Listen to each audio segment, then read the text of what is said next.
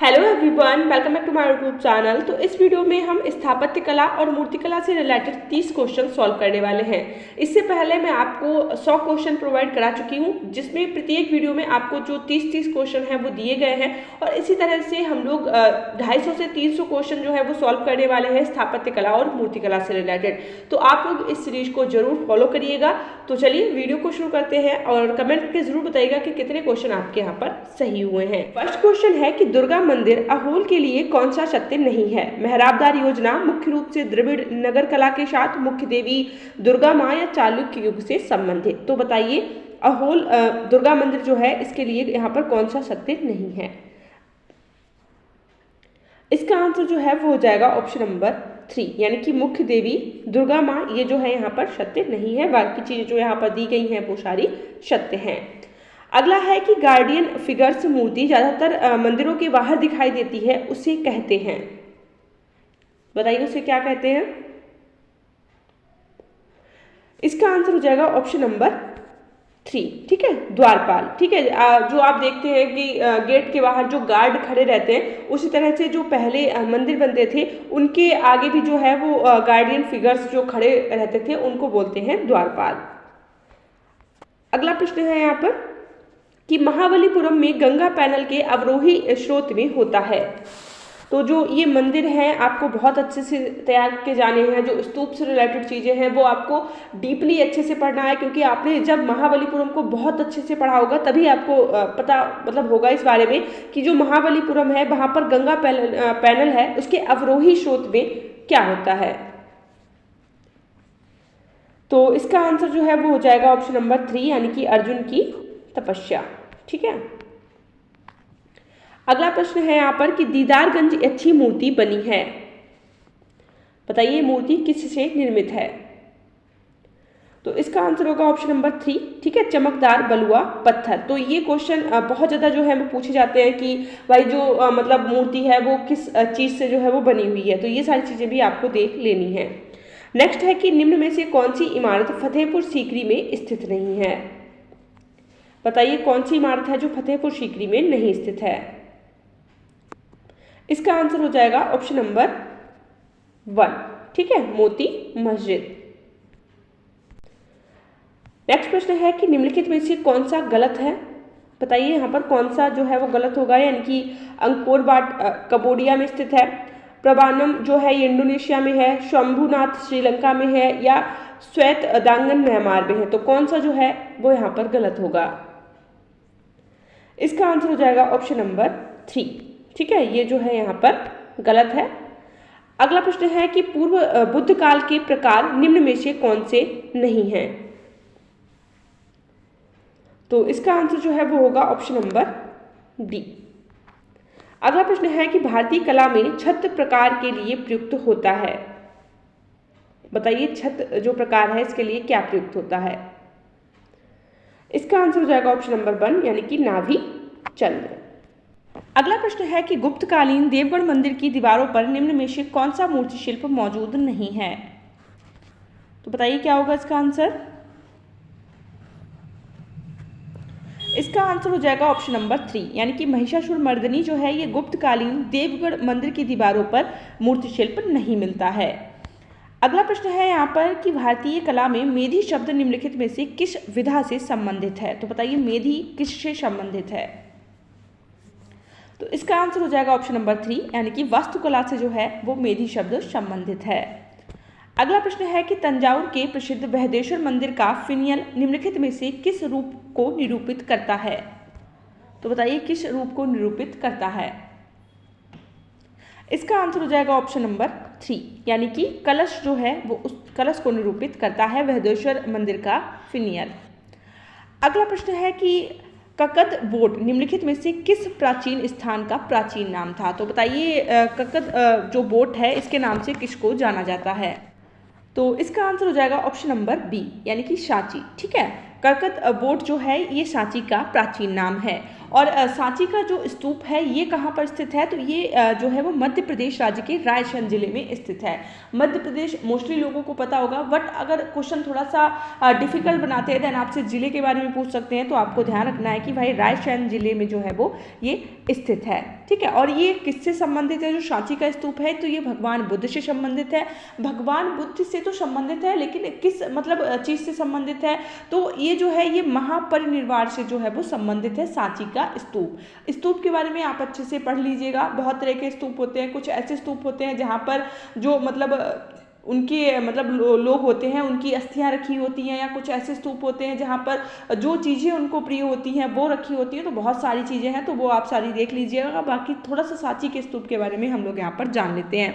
तो जो सांची का स्तूप है ये किसने बनवाया था, तो 3री सदी में, ठीक है, ये अशोक ने बनवाया था।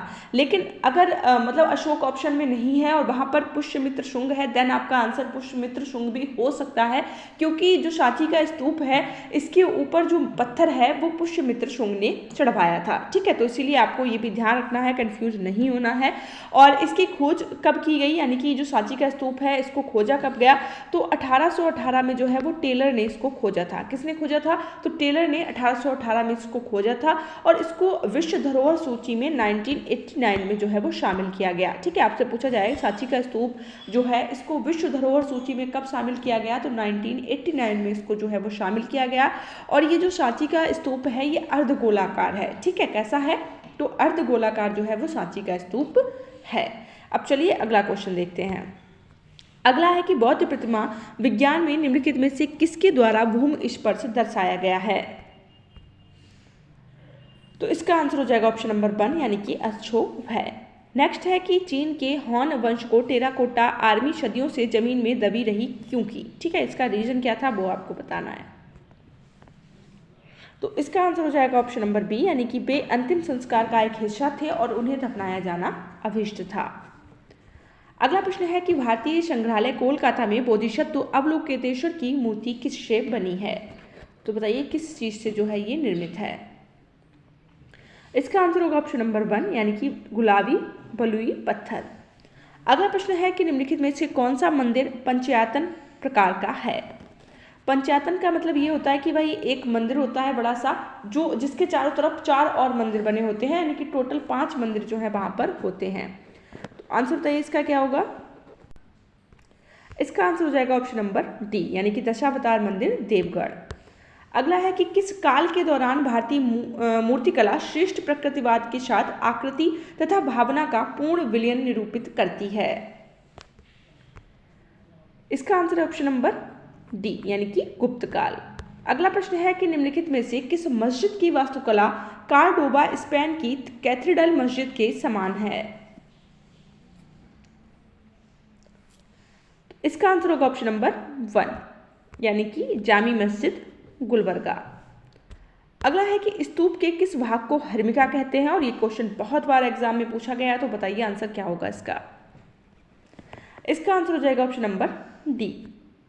अगला है कि फियोन वलाल द्वारा समर्पित मथुरा का बोधिसत्व प्रसिद्ध कुषाण मूर्ति किस संग्रहालय में है। इसका आंसर है ऑप्शन नंबर 3 यानी कि पुरातत्व संग्रहालय सारनाथ। अगला प्रश्न है कि तेली का मंदिर कहाँ स्थित है,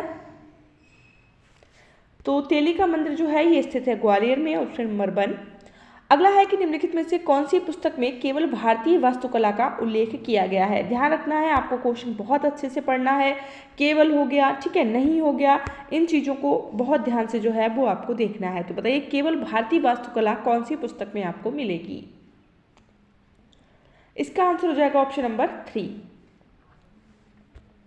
अगला प्रश्न है कि इंडो इस्लामिक स्मारक अलाई दरवाजा कहाँ स्थित है। इसका आंसर हो जाएगा ऑप्शन नंबर डी। कहाँ स्थित है, तो दिल्ली में जो है वो अलाई दरवाजा स्थित है। और ये जो अलाई दरवाजा है इसको बनवाया किसने था, आप लोग कमेंट करके बताइएगा।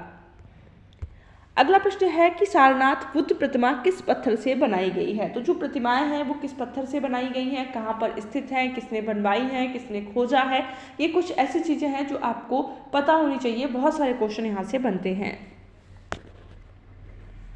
इसका आंसर हो जाएगा ऑप्शन नंबर बी यानी कि चुनार बलुआ पत्थर।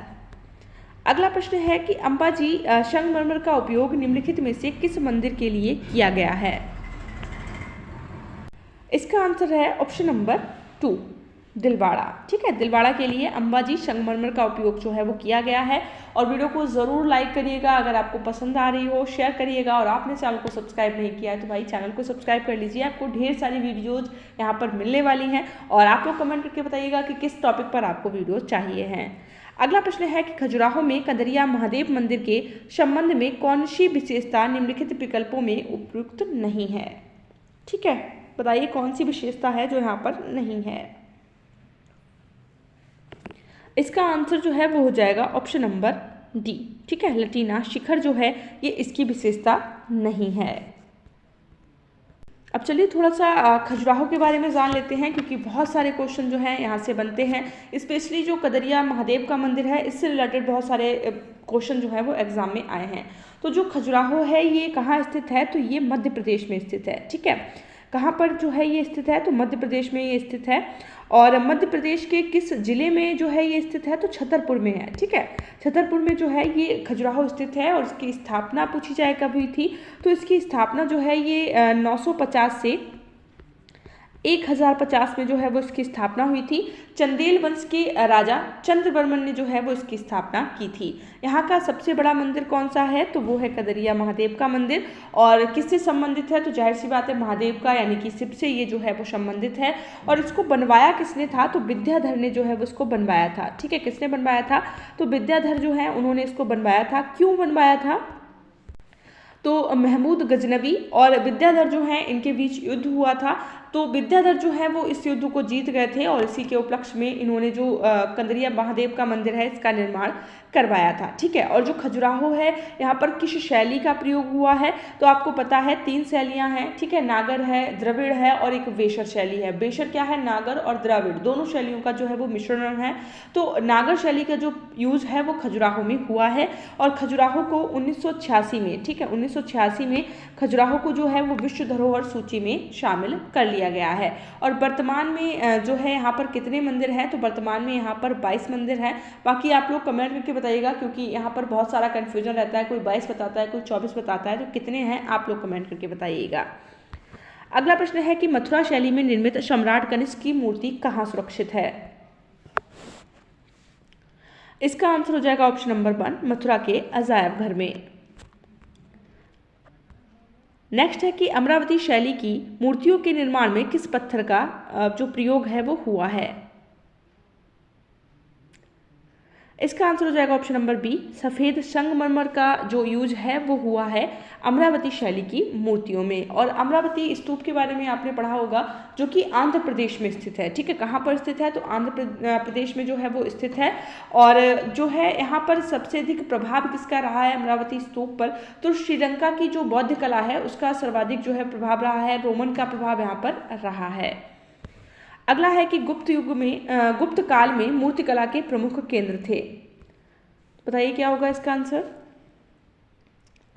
इसका आंसर हो जाएगा ऑप्शन नंबर 3, यानी कि मथुरा, सारनाथ और पाटलिपुत्र जो हैं ये गुप्त काल में मूर्तिकला के प्रमुख केंद्र थे। नेक्स्ट है कि बिहार के सुल्तानगंज जिले में तांबे की 2.25 मीटर ऊंची खड़ी हुई बुद्ध की प्रतिमा प्राप्त हुई है, जो अब कहाँ सुरक्षित है? बताइए कहाँ पर रखी गई है? इसका आंसर है ऑप्शन नंबर बी। ठीक है, तो यहाँ पर जो हमारे 30 क्वेश्चन हैं वो कंप्लीट हो गए हैं। और मैंने आपको 3 से 4 वीडियो और प्रोवाइड की हैं, यानी कि हम लोग यहाँ पर एक सीरीज फॉलो कर रहे हैं जहाँ पर 200 से 300 क्वेश्चन जो है हम लोग मूर्तिकला और स्थापत्य से रिलेटेड देखने वाले हैं। तो चैनल को जरूर सब्सक्राइब करिएगा, वीडियो पसंद आई हो लाइक करिएगा, शेयर करिएगा। तो चलिए मिलते हैं नेक्स्ट वीडियो में, तब तक के लिए बाय बाय।